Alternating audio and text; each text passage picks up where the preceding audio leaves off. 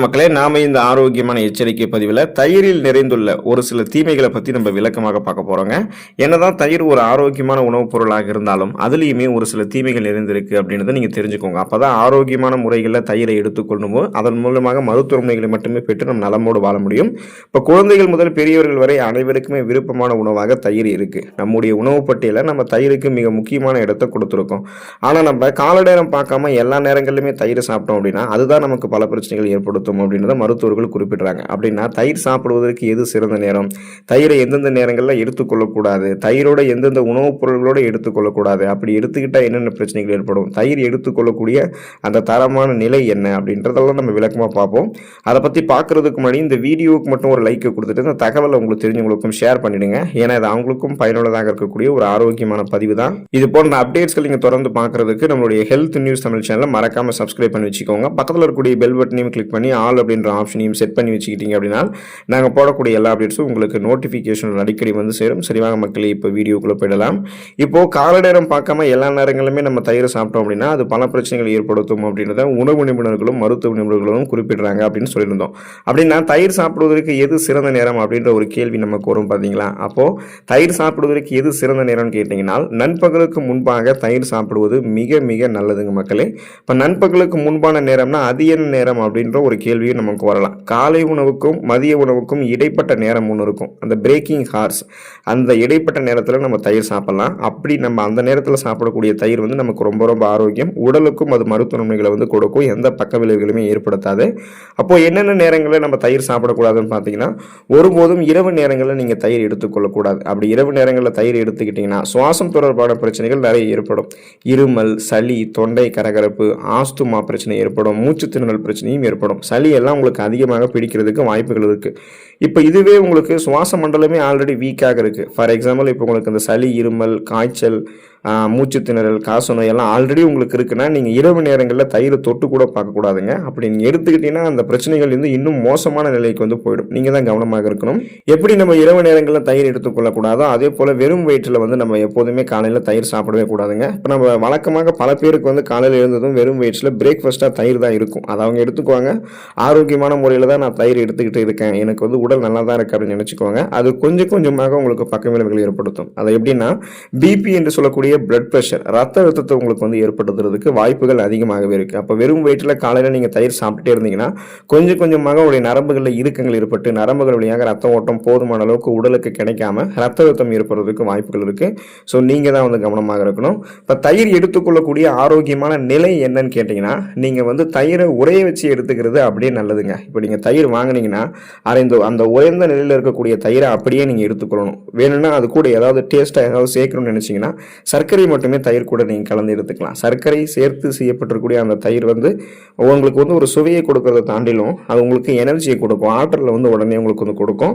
அப்போ தயிரை நம்ம எந்தெந்த மாதிரிலாம் சாப்பிடக்கூடாதுன்னு பார்த்தீங்கன்னா தயிரை ஒருபோதுமே நம்ம சூடுபடுத்தி சாப்பிடக்கூடாதுன்றதை நீங்கள் தெரிஞ்சுக்கோங்க. ஏன் சூடுபடுத்தக்கூடாதுன்னா தயிரை நீங்கள் சூடுபடுத்தும் போது அதோடைய டேஸ்ட் முதல்ல போயிடும், அதனுடைய இயற்கையான ஈரத்தன்மை வந்து போயிடும், அதில் இருக்கக்கூடிய நல்ல பாக்டீரியாக்கள் சூடில் வந்து அழிந்து போயிடும்.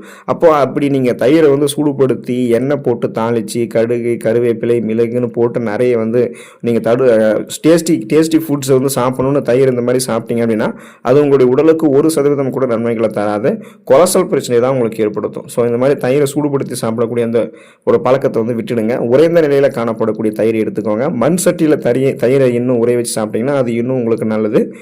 உறைந்த தயிரில் காணப்படக்கூடிய தெளிந்த நீரை நீங்கள் எடுத்துக்கிட்டீங்க அப்படின்னாலும் தலை சூடு, உடல் வந்து களைப்பாக இருக்கிறது, அது எல்லாமே உங்களுக்கு வந்து நீங்கி சுறுசுறுப்பாக நீங்கள் இயங்க ஆரம்பிப்பீங்க. ஒரு சில பேர் வந்து தினமும் தயிரை வந்து தொடர்ந்து எடுத்துக்கொண்டே இருப்பாங்க. தயிர் வந்து தினமும் எடுத்துக்கொள்ளக்கூடிய ஒரு உணவுப் பொருளான்னு கேட்டீங்கன்னா அது கிடையாது. தயிரை நம்ம தினமும் எடுத்துக்கொள்ளக்கூடாதுங்க.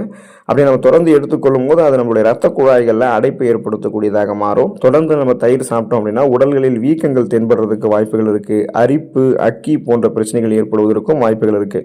தயிர் நம்ம தொடர்ந்து சாப்பிடுவதன் மூலமாக உடலில் வந்து கொழுப்பு அதிகமாக சேரும்பொழுது எடை வந்து அதிகரிச்சிடும், அபரிமிதமான எடைக்கு வந்து போயிடும், உடல் பருமன் ஏற்படும். அதன் காரணமாக நம்மளுடைய ரத்தத்தில் சர்க்கரையினுடைய அளவு அதிகரிக்கக்கூடிய அந்த சுகர் ப்ராப்ளம் கூட நமக்கு ஏற்பட்டுடலாம். அதே போல் நம்மளுடைய ரத்த குழாய்களில் வந்து அதிகமாக அடைப்பு ஏற்படும், ரத்த நாளங்களில் அதிகமான கொழுப்பு படிவுகள் உண்டாகிறதால இதயத்திற்கு ரத்த ஓட்டம் கிடைக்காதால மாரடைப்பு இது மாதிரி பிரச்சனைகள் கூட நமக்கு ஏற்படலாம். அப்போ தினமும் நீங்கள் தயிர் சாப்பிட்றது வந்து தவிர்க்கணும்.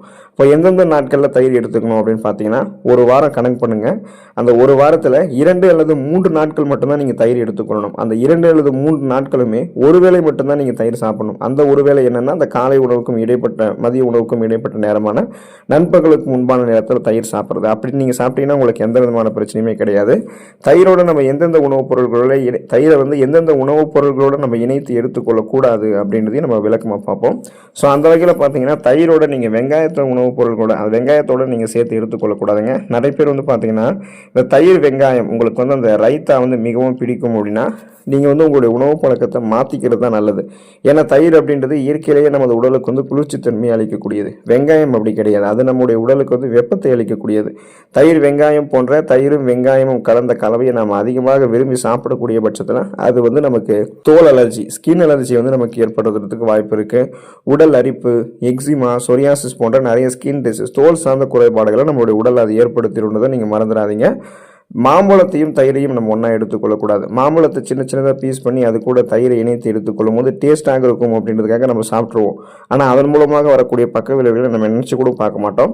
வெங்காயத்தை போலவே மாம்பழமும் நம்முடைய உடலில் வெப்பத்தை அதிகரிக்கக்கூடியது தாங்க. இப்போ நீங்கள் தயிரோட மாம்பழத்தை தொடர்ந்து சாப்பிட்டு வந்தீங்க அப்படின்னா ஸ்கின் டிசீஸ், தோல் சம்பந்தமான நோய்கள், உடலினுடைய செயல்பாடுகள் தடைபடுதல் போன்ற பாதிப்புகளும் ஏற்படும். அதனால் வெங்காயத்தை போலவே மாம்பழமும் சூடான பொருள் அப்படின்றதால தயிர் கூட அதை சேர்க்காதீங்க. குறிப்பாக நீங்கள் இந்த உணவுப் பொருளை மட்டுமே தயிரோட எப்போதுமே சேர்க்கவே கூடாது. அது என்னன்னா மீனை வந்து தயிரோட சேர்க்கக்கூடாது. தயிர் அப்படின்றது புரோட்டீன் அதிகமாக இருக்கக்கூடிய உணவுப் பொருளுங்க. இது மாடுகள் வந்து பெறப்படுவதால் இது விலங்கு வகை புரதத்தை சார்ந்தது. அதே போல் மீனில் அதிக அளவு புரதம் இருக்குது. அதுவுமே விலங்கு வகை புரதம் தான்.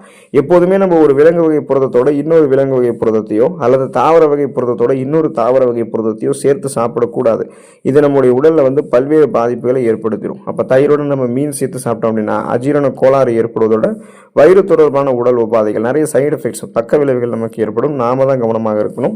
பாலோட நீங்கள் தயிரை ஒன்றா எடுத்துக்கொள்ளக்கூடாது. பால் மற்றும் தயிர் வந்து மாடுகளிலிருந்தே பெறப்படுவதால் இது இரண்டுமே விலங்கு வகை புரதத்தை தனக்குள்ளே கொண்டு இருக்கு. பால் மற்றும் தயிரை நீங்கள் சேர்த்து சாப்பிட்டீங்கன்னா வயிற்றுப்போக்கு, வயிற்று உப்புசம் மற்றும் வாயு கோளாறுகள் உள்ளிட்டவை ஏற்படுவதற்கு காரணமாக அமைஞ்சிடும். அது வந்து டைஜஷன் ப்ராப்ளத்தை உங்களுக்கு ஏற்படுத்திட்டே இருக்கும். அதனால் பாலையும் தயிரையும் நீங்கள் ஒன்றா எடுத்துக்கொள்ளக்கூடாது. உளுத்தம் பருப்பையும் தயிரையும் நீங்கள் ஒன்றா எடுத்துக்கொள்ளக்கூடாதுங்க. தயிரோட உளுத்தம் பருப்பினால் செய்திருக்கக்கூடிய உணவுகளை சேர்த்து சாப்பிட்டு வந்தீங்க அப்படின்னா அது செரிமானத்தில் உங்களுக்கு பிரச்சனையை உருவாக்கி இறுதியில் வயிற்று உப்புசம், வாயு கோளாறு, வீக்கம், வயிற்றுப்போக்கு அல்லது பேதி போன்ற மோசமான நிலைக்கு உங்களை கொண்டு போய் விட்டுரும். அதனால உளுத்தம் பருப்பால் செஞ்சிருக்கக்கூடிய சூடான உணவுகளோட தயிர் எடுத்துக்காதீங்க. ஆயில் ஃபுட்ஸ், எண்ணெய் நிறைந்திருக்கக்கூடிய உணவுகளோட நீங்கள் தயிரை எடுத்துக்கொள்ளக்கூடாது. இப்போ தயிரோட ஆயில் ஃபுட்ஸ் வந்து நீங்கள் இருக்கக்கூடிய ஃபுட்ஸ் எல்லாம் எடுத்துக்கிட்டீங்க அப்படின்னா அப்போ புரதம் வந்து எண்ணெயோட சேரும் பொழுது தயிரோட அது சேருது அப்படின்னா அது செரிமானத்தை வந்து தாமதப்படுத்துறது மட்டும் இல்லாமல் நம்ம விரைவில் வந்து சோர்வடை வச்சிரும். இதன் காரணமாக தான் நம்ம எண்ணெய் நிறைந்திருக்கக்கூடிய உணவுப் பொருட்களை சாப்பிட்டதுக்கப்புறம் லஸ்ஸி போன்ற பானங்களை குடிக்கும் போது வெகு விரைவில் உறக்கம் நம்மை தழுவிக்கொள்வதற்கான காரணமும் இதுதான். அப்போ நாம் என்ன பண்ணக்கூடாது அப்படின்னா ஆயில் ஃபுட்ஸோட தயிரை வந்து இணைத்து எடுத்துக்கொள்ளக்கூடாதுங்க. ஸோ இப்போ குறிப்பிட்டிருக்கக்கூடிய இந்த உணவு கூட தயிரை இணைத்து எடுத்துக்கொள்ளக்கூடிய இந்த பழக்கத்தை வந்து கைவிட்டு விடுவது நல்லது. மற்ற மாதிரி நீங்கள் தயிரை உறைந்த நிலையில் அப்படியே எடுத்துக்கொள்ளலாம். ஆரோக்கியமான முறையில் தயிரை எடுத்துக்கொண்டு நலங்களை மட்டுமே பெற்று நலமோடு வாழுங்க. அடுத்த ஆரோக்கியமான பதிவில் மறக்காமல் சந்திப்போம். உடல் நலத்தை பாதுகாத்துக் கொள்ளுங்கள். நன்றி மக்களே.